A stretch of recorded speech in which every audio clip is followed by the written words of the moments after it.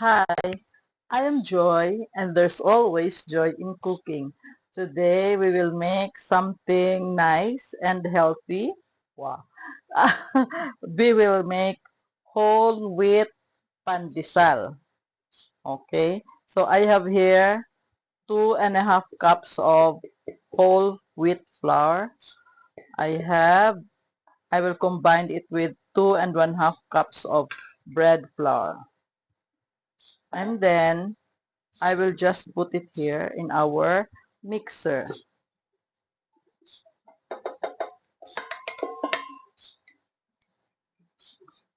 Okay. And then I have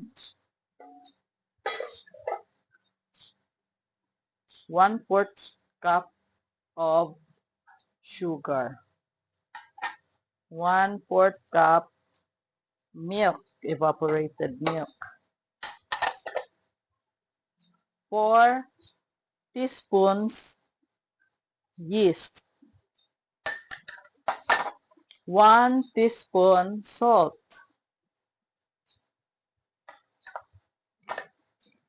3 tablespoons butter. And 2 eggs that's supposed to be beaten. Beat, beat, beat, beat, beat. Hawak mo ang bit. Hawak mo ang bit. Okay. Yan. And then, I would like to thank the one who gave me this because bread making is very easy because of this. Salamat, Tuto. So, I will turn on our mixer and then, yan na siya. Amo lang na siya. Yan.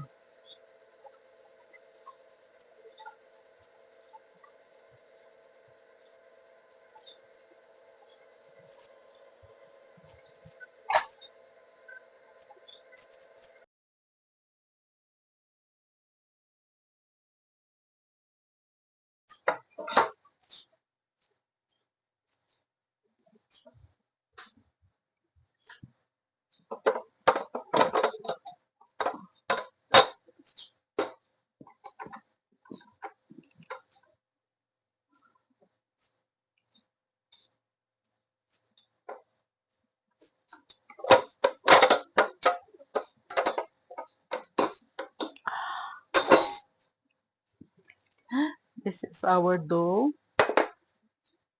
Ugat ba? So I'll just fold this 12 times. 1, 2, 3, 4, 5, 6, 7, 8, 9, 10, 11, 12. Okay. So what I will do is I will put this in the bowl and let it rise for 2 hours. Dali lang. I have here this one. Hindi ko ni pala kabalo mag-usar.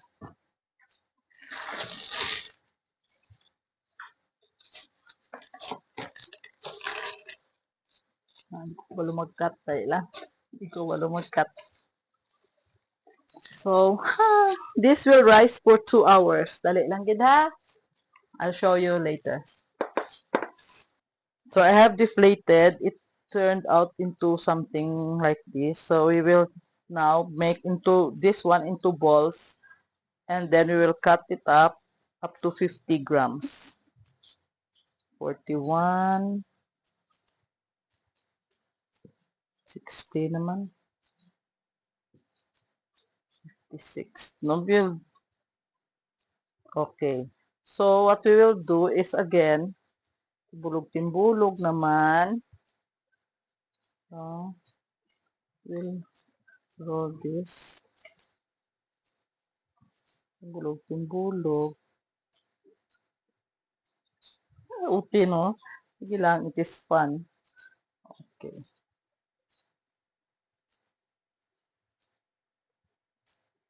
Okay. So here there is one.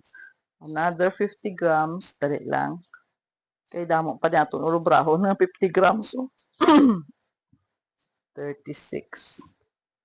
46. 52. 52 grams.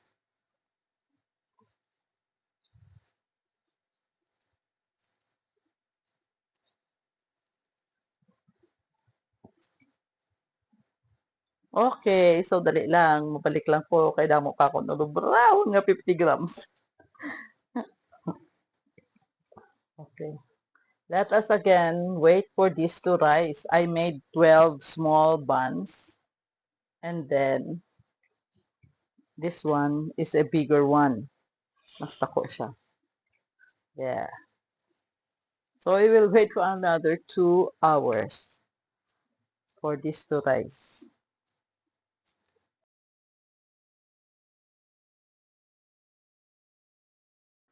So we have to put some garnish into our bread.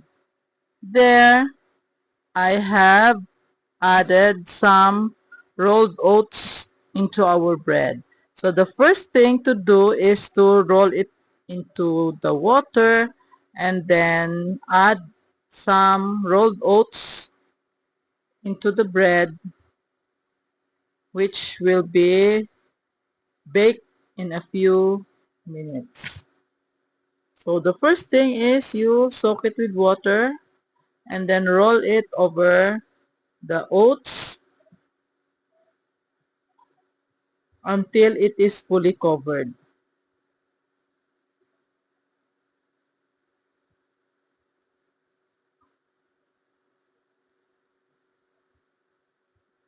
So it's an easy procedure to do.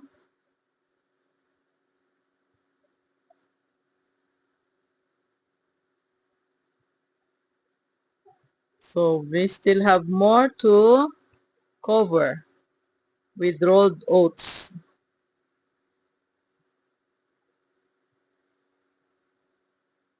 So just dip it in water and then add in the rolled oats. So it is more of a healthy addition to our wheat bread.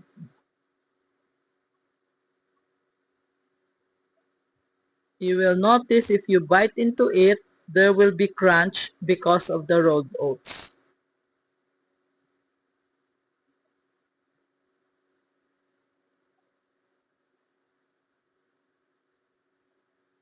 It has to be fully covered. That is why it takes time to let the rolled oats cling into the bread.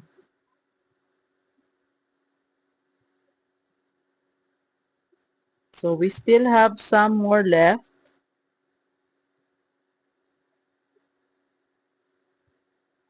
It is said that patience is a virtue, but eating is a pleasure.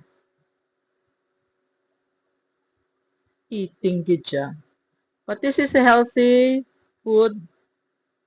You have to be healthy, really, because health is wealth. And I fully agree. Okay. We are on the last of our bread to garnish it with some rolled oats. Yan. And lastly, we have the 300 grams bread. Again, the same procedure. Wet it first so that the oats would cling onto the bread, the surface of the bread. So, I want all portions to be covered fully and we are done. Yes, this is ready.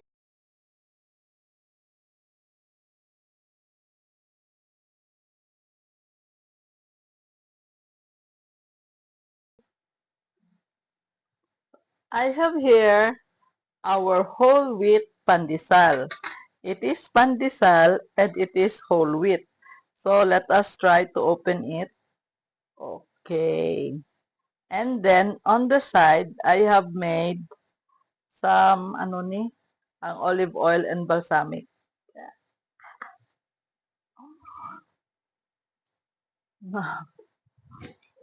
Honestly, I'm not lying. Namit siya.